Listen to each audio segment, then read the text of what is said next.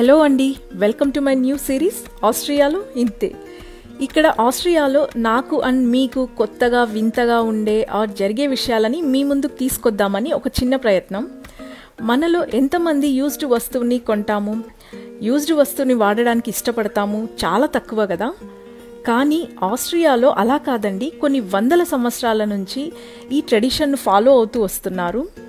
Used థింగ్స్ను మంచి కండిషన్లో తక్కువ రేట్కి వేరే వాళ్ళకి ఇవ్వడం అన్నమాట.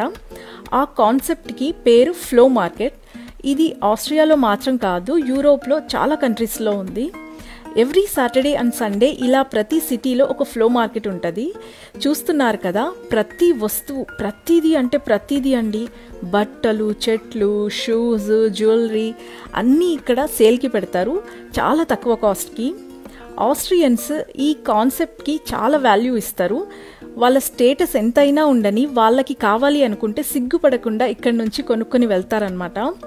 నాకైతే ఇది చాలా కొత్తగా అనిపించింది. మీ ఒపీనియన్ ఏంటి?